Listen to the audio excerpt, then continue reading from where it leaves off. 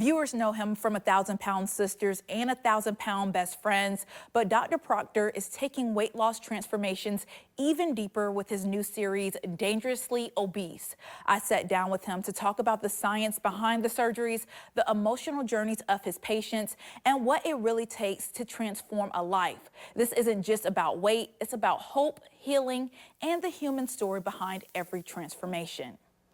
I think your inability to walk right now sits more up here than it does down here.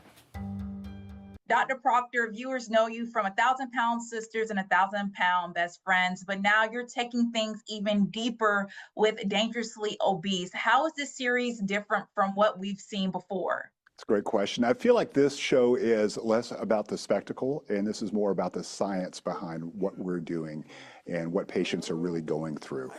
We're able to get out of the operating room, out of the office a little bit, delve into the personal lives of each one of these patients, and really understand their why behind why they want to make this massive transformation in their lives. What first drew you to sharing these stories on TV? You know, when I was first approached about doing our first television show called Family by the Ton several years ago, I had to do a little bit of soul searching for it because I didn't want this to be a spectacle. We'd all seen some other weight loss surgery shows out there. I wasn't going to be the surgeon that stood up and yelled at and ridiculed the patients or anything. And I said, what do I want behind this? And what I got out of it was, for the first time, people who maybe thought there was no hope for them, seeing hope. Every subsequent show we've done, we've had patients that we encountered because they saw one of our shows and said, you know what, I didn't think I could be helped. I didn't think there was anybody else out there could do this.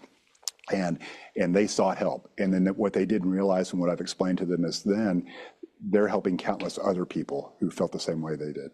This series follows people who are truly fighting for their lives. What kind of emotional and physical journey are we going to see unfold? I think that you're going to see something different in this show. You're going to see people who are going to explain their why. Why do I want to make this transformation? Why did I make this decision? And how do I get through every process, every step to get there? And then finally, at the end, what that's done for them in the transition, in the transformation of their lives. So I really hope that this is going to be a real personal and intimate element to something that maybe we've seen in the past, but maybe with a little bit different angle. Viewers often see the surgery as the big moment, but what are some of the biggest challenges after the operation that most people don't realize?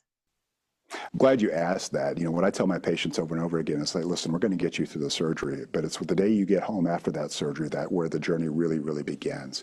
So yes, they're going to go through surgery as sort of the kicking off point for this amazing transformation they're going to make. But there's a lot of psychological struggles they're going to continue after that. They've built their lives around a lifestyle of maintaining this type of weight and relegating themselves into this small little area where they're, for lack of a better term, trapped within their own bodies. And then how to navigate life as that starts changing is going to be really eye-opening for a lot of people out there. You've performed thousands of weight loss surgeries. What keeps you motivated after all these years of helping people transform their lives? The patients. Everybody's got a different story, right? Everybody walks in perhaps with the same problem, but everybody has a different story. And this transformation that we see happen every single day never ever gets old. Is there one patient or moment from filming that really stayed with you?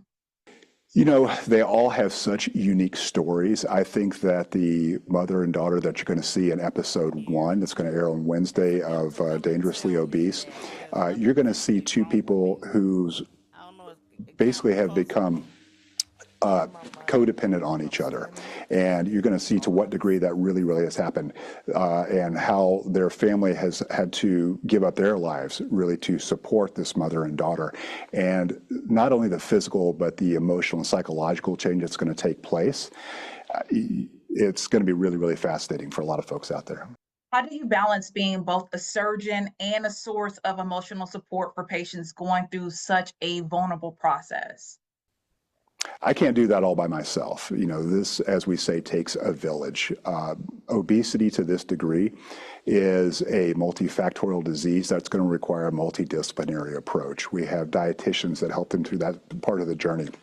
We have bariatric psychologists out there. You know, so many patients will tell you that even if they've undergone a massive weight change, that when they look in the mirror, they don't see a difference. They see the same person that they saw before surgery. So it's an ongoing process. Our patients contract with us to come back and see this for the rest of their lives, and that's why. There's still so much stigma around obesity. What's the biggest misconception you wish people would let go of? That this is a lifestyle decision that could be totally reversed if they would just move more and eat less. That's what we've been told over and over again out there. And what people don't realize is the amount of body fat that we have is completely controlled internally. The example I always give folks is if you go donate blood today, we're going to decrease your red blood cell level, but 2 weeks later, it's going to be right back where it started. People have noticed that every time I go on a diet and I want to lose weight, yeah, maybe I can do that, but it seems like my weight always comes back to where it started from, and that's your body controlling that. So this is not something that people can just snap their fingers, make a few lifestyle changes and have go away. It really does take science and understanding, and this is not the easy way out. And then my last question, for people watching who might be struggling with their weight or feeling hopeless, what's the first step you'll tell them to take today? I would tell them to just take a moment, do some research on this, talk to somebody who is an expert in this, not just, you know, friends or family who may have an opinion on it, but really understand that there's a science behind this. There are reasons why we do what we do, where we get the amazing transformations that we get, but it's going to require somewhat of a leap of faith and maybe clearing your mind from all the misconceptions you may have heard in the past. From the operating room to the everyday struggles patients face afterwards, Dangerously Obese shows the real challenges and the real triumphs behind life-changing transformations. Don't miss it Wednesdays at 9.